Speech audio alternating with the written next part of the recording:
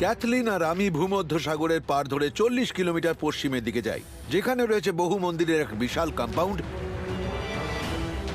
আর সম্ভবত ক্লিওপেট্রার শেষ বিশ্রাম স্থলটিও এখানেই রয়েছে। যশ, এটা হলো ট্যাপোসিরিস ম্যাগনা। একেবারে অসাধারণ।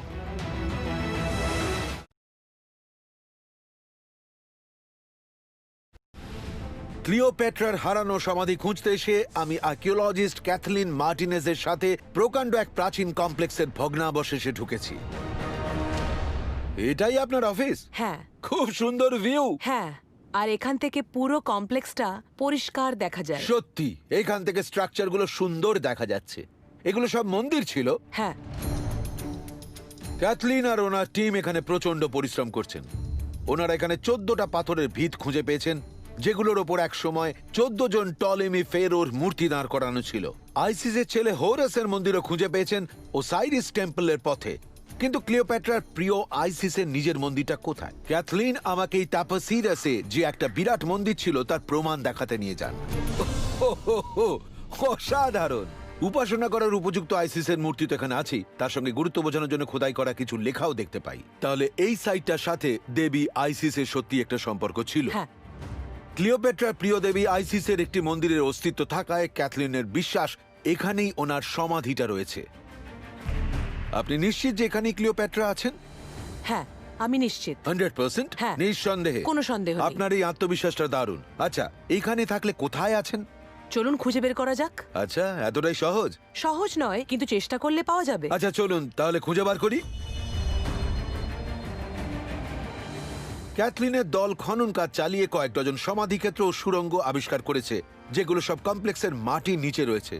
তবে ওগুলোতে পৌঁছানো মোটেই সহজ নয়। ওরে বাপরে! না না না না, এই বিদঘুটে জিনিসটা কি? এটা একটা বাকেট, হ্যাঁ, আর এটা একটা শাফট। এটা করে নামতে হবে? হ্যাঁ, ঠিক কতটা তাই। গভীর এটা? প্রায় 100 ফুট। সত্যি 100 ফুট নামতে হবে? হ্যাঁ। কি মারাত্মক! সত্যি বিপজ্জনক। আর একটা কথা বলি, নিচে সাপও আছে। দারুণ উৎসাহ দিতে পারেন তো। এটা কেন বানানো হয়েছিল? আমরা এখনো জানি না। এই সুড়ঙ্গটা উত্তর থেকে দক্ষিণে গেছে। আর এটা করে আপনারা নামেন আর ওঠেন? হ্যাঁ। আচ্ছা, তাহলে কি করতে হবে? এখন আপনাকে এই বাকেটটায় উঠতে হবে, আর ব্যাস, খুব ও, সহজ। খালি বাকেটে উঠতে হবে? হ্যাঁ। শুধুই বাকেটে ওঠা? একদম ঠিক। খুব সোজা ব্যাপার। আমার পা নড়ছে না কেন? মাত্র 100 ফুট তো। মাত্র 100 ফুট। 100 ফুট? ও আপনাকে সাহায্য করবে। উঠে পড়বো? সাবধানে, দেখে। বেশ, ঠিক আমি আছে। বাকেটে উঠে পড়েছি। হ্যাঁ, এটাকে লক করুন। হ্যাঁ, এটাকে আগে লাগিয়ে ফেলি, এটাই আমাকে তো বাঁচাবে। 1 সেকেন্ড দাঁড়ান, আমি একটু চেক করি যে ইঞ্জিনটা ঠিক চলছে কিনা। চালু করো তো একবার। কি? আমি দেখতে চাই ইঞ্জিনটা চলছে কিনা, কারণ একবার আপনি নিচে গেলে তারপর। কি বলছেন কি আপনি? ইঞ্জিনটা নাও চলতে পারে নাকি? এটা ঠিক আছে? এখন আমি থেকে ভয় বাকেটে পাচ্ছেন দাঁড়িয়ে কেন? আছি। তারটা টানা হতেই বোঝা যায় ইঞ্জিনটা ঠিকই কাজ করছে। ক্যাথলিন যখন বুঝে যান আমাকে আবার ওপরে ফিরিয়ে আনা যাবে, আমি নিচে নামা শুরু করি।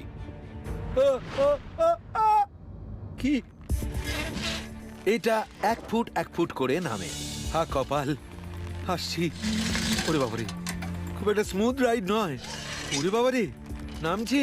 আপনি ঠিক আছেন যশ? ঠিক আছি। আচ্ছা, নিচের দিকে তাকাবেন না কিন্তু। না, তাকাচ্ছি না। ওরে বাবারে, আপনি প্রায় অর্ধেকটা নেমে গেছেন। পুরো পাগলামি, এটা পাগলামি। ওরে বাবারে, নিচটা দেখতে পাচ্ছি। ঠিক আছে। পৌঁছে গেছি, আমি পৌঁছে গেছি। ওকে। আমি বাকেট থেকে নেমে গেছি। শেষ পর্যন্ত আমি নিচে পৌঁছই, আর ক্যাথলিন যাতে পৌঁছতে পারে তার জন্য বাকেটটা পাঠিয়ে দিই। ভালো খবরটা হচ্ছে আমি অক্ষত আছি, কিন্তু খারাপ খবরটা হচ্ছে এখানে আমি একা নেই। সাপ সাপ সাপ সাপ সাপ সাপ। আমি ইজিপশিয়ান মরুভূমিতে একটি গভীর গর্তে নামতে থাকি।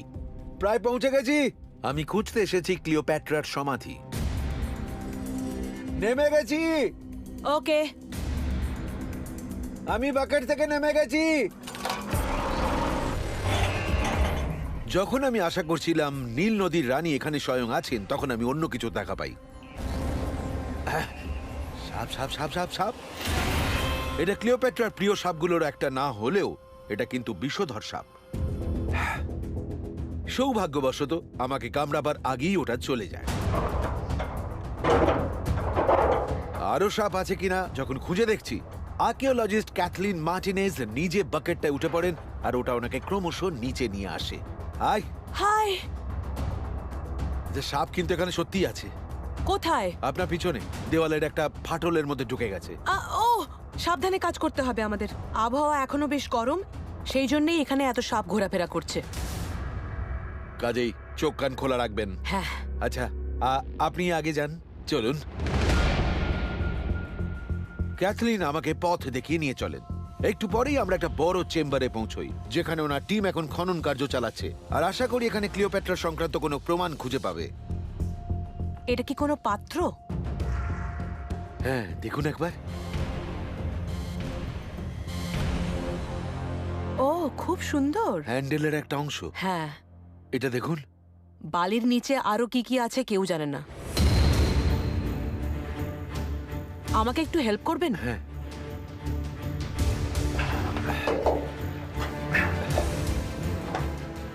দেখা যায় যে এখানে খালি সাপই আছে তা নয়। এটা কান। এটা কি মাথা? তুলতে পারবেন এটাকে?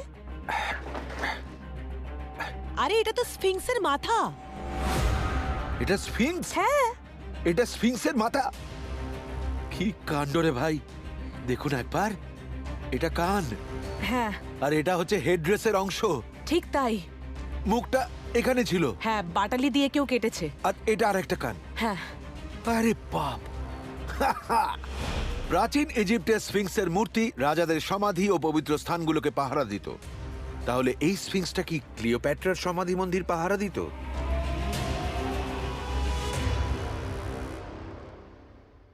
অসাধারণ, অপূর্ব। এটা থেকে অনেক কিছু জানা যাবে। আমরা কিছুক্ষণের জন্য আবার উপরে উঠে আসি। কমপ্লেক্সটার পাঁচিলের ঠিক বাইরে ক্যাথলিনের টিম বিরাট একটা কবরখানা আবিষ্কার করেছে, মৃতদের একটা শহর। এগুলো সব সমাধি। হ্যাঁ, আমরা এখনো পর্যন্ত 15টা কবর খনন করে পরিষ্কার করেছি। অকল্পনীয়।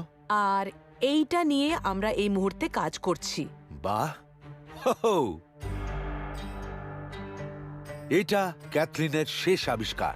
এ যেন অতীতের পাঠানো একটা উপহার, খালি খুলে দেখার অপেক্ষা।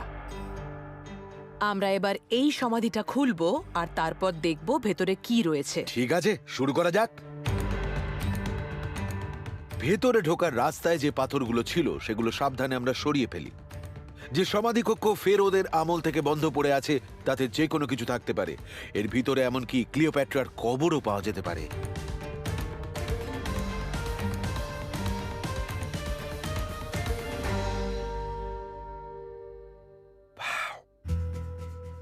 আমরা চেম্বারে ঢুকতে না ঢুকতেই অসাধারণ একটা জিনিস ক্যাথলিনের চোখে পড়ে যায়।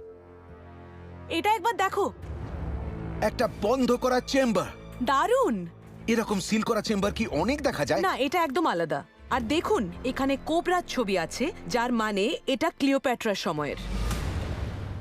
এটা ক্লিওপ্যাট্রা হতে পারে? ভিতরে না ঢোকা পর্যন্ত কিছুই বলা সম্ভব নয়। দেখা যাক তাহলে। আমাদের কাছে একটা এন্ডোস্কোপিক ক্যামেরা আছে। পলকা কোনো কিছুকে না ভেঙেই এটার সাহায্যে আমরা ভিতরটা দেখতে পারি। এটার নামটাও একদম সঠিক, স্নেক ক্যাম।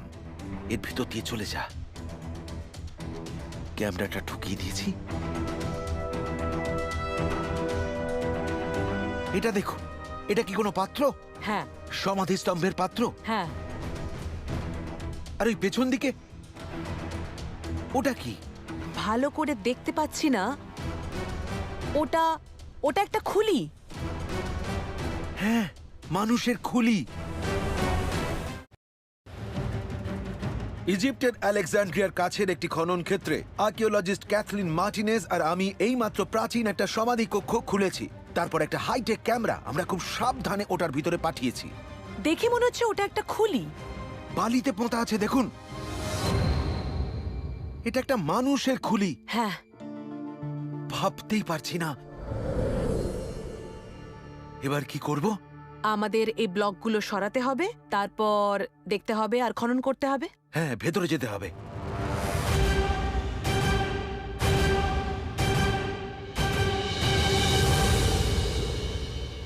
আরে বাপ রে, দুটো খুলি দেখতে পাচ্ছেন? অবিশ্বাস্য। আরেকটা খুলি। ওই সমাধি কক্ষটায় দুটো মৃতদেহ ছিল, কিন্তু ওখানে রাজপরিবারের কোনো উপকরণ পাওয়া যায় না, ফলে ওটা উনি নন। ইজিপ্টের শেষ ফেরোর কবর নয়, তবুও এটা একটা অসাধারণ আবিষ্কার। দেখেই বোঝা যাচ্ছে ওনারা ধনী ছিলেন, কারণ ওয়াইন জার, বিয়ার জার দেখা যাচ্ছে। আর দেখুন কারুকার্যগুলো খুব সুন্দর, তাই না? আর এরা কারা বলে মনে হয় যাদের এখানে সমাধি দেওয়া হয়েছে? এই পুরো মন্দির চত্বরটাই একটা পবিত্র স্থান ছিল, আচ্ছা, ফলে খুব গুরুত্বপূর্ণ লোকেদেরই এখানে সমাধিস্থ করা হতো। আর সমাধি কক্ষটার মুখ মন্দিরের দিকে রয়েছে, যার মানে এনারা মন্দিরের অন্দরের কোনো গুরুত্বপূর্ণ মানুষকে আসলে রক্ষা করছিলেন।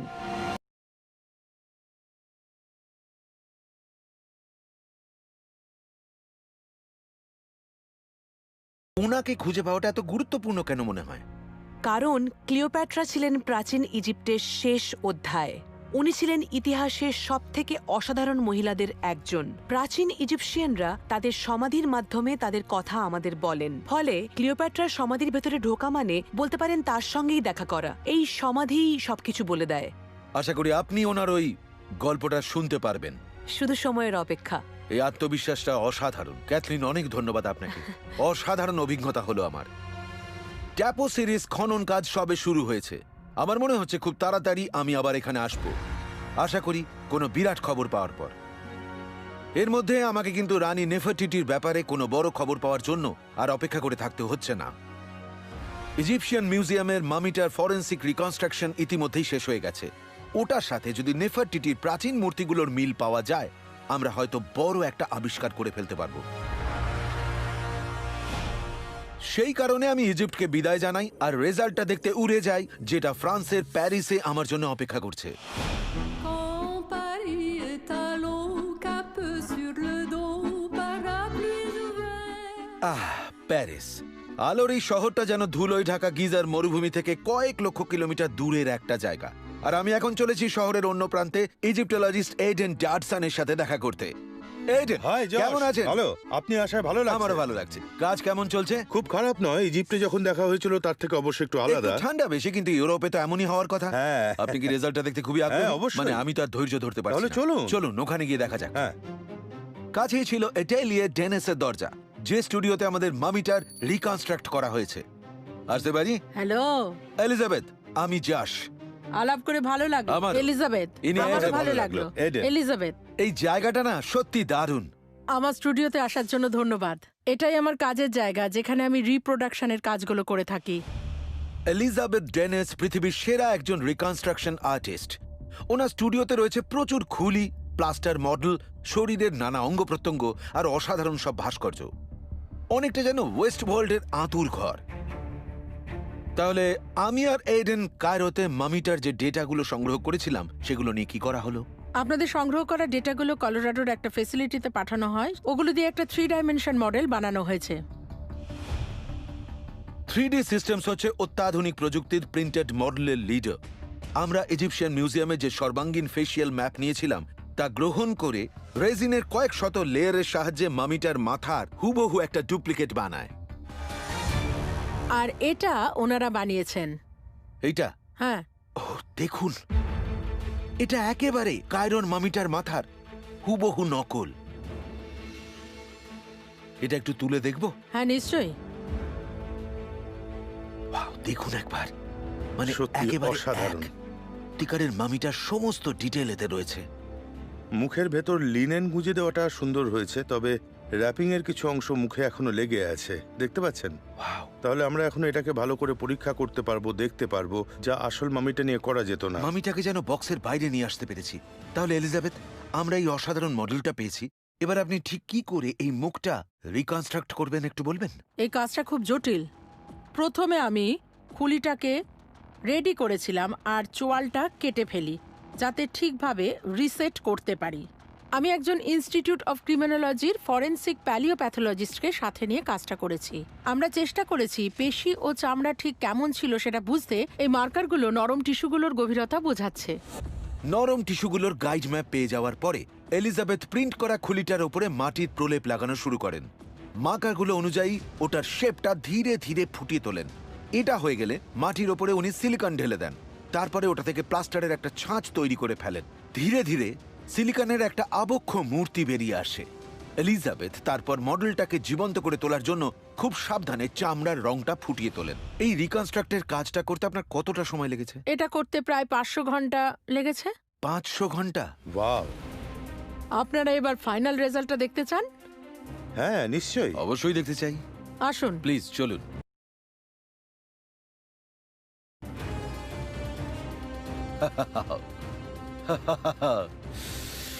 ওকে, আপনি হেল্প করবেন? নিশ্চয়ই। তাহলে এটাই সেটা, আসল মুহূর্ত। আসল মুহূর্ত। আপনি রেডি? দেখা যাক। 1 2, 2 3 ওয়াও!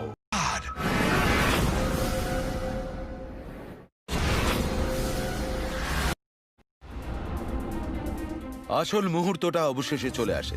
ইজিপশিয়ান মিউজিয়ামে ইয়াঙ্গার লেডির আমরা যে 3D ইমেজ তুলেছিলাম তা থেকে ফরেন্সিক রিকনস্ট্রাকশন আর্টিস্ট এলিজাবেথ জেনেস যা সৃষ্টি করেছেন সেটা স্বয়ং রানী নেফারটিটির মুখও হতে পারে। এটাই সেটা, আসল মুহূর্ত। আপনি রেডি? দেখা যাক। 1 2 3 ওয়াও! অসাধারণ।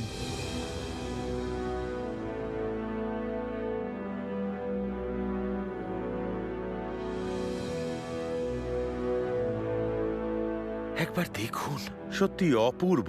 ইনি তো দেখছি অসাধারণ সুন্দরী, সত্যি অনুবদ্ধ। চোখ সরানো যাচ্ছে না।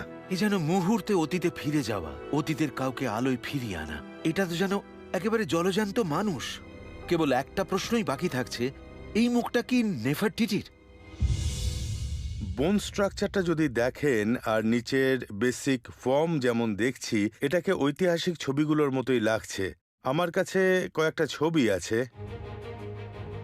আমরা প্রথমে একটা ক্লাসিক ছবির সাথে এটা মেলাবো যেটা বার্লিনে আছে। নেফারটিটির সেরা ছবি এটা। বৈশিষ্ট্যগুলো দেখুন, ঠোঁট দুটো দেখুন, চোয়ালের রেখাটা দেখুন, চোখের দূরত্বটাও একেবারে এক। এই দুটোর মধ্যে প্রচুর মিল রয়েছে। যখনই আপনি এটার মুখের নকশাটা নিয়ে ওটাকে বার্লিনের আবক্ষ মূর্তির ওপর ফেলছেন, দুটোকেই সঙ্গতিপূর্ণ মনে হচ্ছে। আসলে কায়রোর আবক্ষ মূর্তি আর সারা বিশ্বের অন্যান্য মিউজিয়ামে যে বর্ণনা আছে তার সাথেও এই রিকনস্ট্রাকশনটার ভীষণ মিল দেখা যাচ্ছে। এলিজাবেথের এই রিকনস্ট্রাকশনটার আকৃতি ও বৈশিষ্ট্যগুলো ফরেন্সিকগত দিক থেকে নিখুঁত হলেও এটা চামড়ার রং কিছু তথ্যের ভিত্তিতে বেছে নেওয়া হয়েছে। প্রাচীন ইজিপ্টে নানা জাতির মানুষ বাস করতেন। একেবারে পূর্ব দিক থেকে সমগ্র আফ্রিকার বিভিন্ন দেশের সংস্কৃতি ওখানে এসে মিলেছিল। নেফারটিটির মা বাবা কে ছিলেন তা নিয়ে বিতর্ক থাকলেও বার্লিনের বিখ্যাত আবক্ষ মূর্তিটা কিন্তু নেফারটিটির সময়েই বানানো হয়েছিল। এলিজাবেথ এটার রেফারেন্সও নিয়েছিলেন। তাহলে এডেন পেশাদার হিসেবে আপনার কি মনে হয়? এটা দেখার আগে শুধুমাত্র জেনেটিক্সের বিচারেই আমি প্রায় নিশ্চিত ছিলাম যে এই ইয়াঙ্গার লেডি হচ্ছেন নেফারটিটি। আচ্ছা। আর এখন যখন মুখটা দেখছি, সেটা কোনো মামির বদলে একজন নারীর মুখ, আমার ওই ধারণা এতে আরো দৃঢ় হলো। আমার মতে এখানে আমরা নেফারটিটির মুখই দেখছি। মৃত্যুর কয়েক হাজার বছর পরেও উনি আমাদের সঙ্গেই রয়েছেন। এটা অসাধারণ।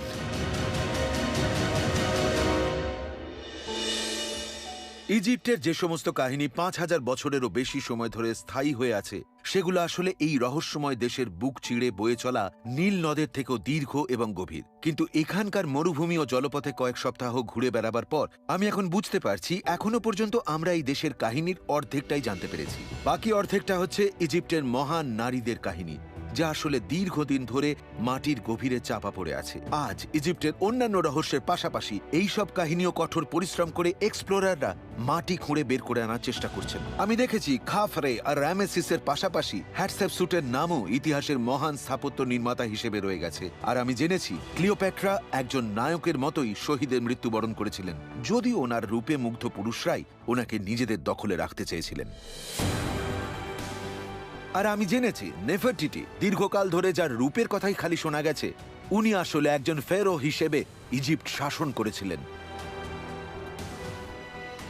আর ইয়াঙ্গার লেডির কথাই যদি বলি, ওনার মামিটাকে বিকৃত করে অপবিত্র করা হয়েছিল, ওনার পরিচয় মুছে গিয়েছিল। প্রযুক্তি ও শিল্পকৌশলের দ্বারা আমরা সুদূর অতীতে পৌঁছই ও ওনার মুখটাকে আবার ফিরিয়ে আনি, যে মুখের সাথে স্বয়ং নেফারটিটির মুখের অদ্ভুত মিল দেখা যায়। এই মূর্তির চোখের দিকে তাকালে শুধুমাত্র রূপের থেকেও বেশি কিছু দেখতে পাই।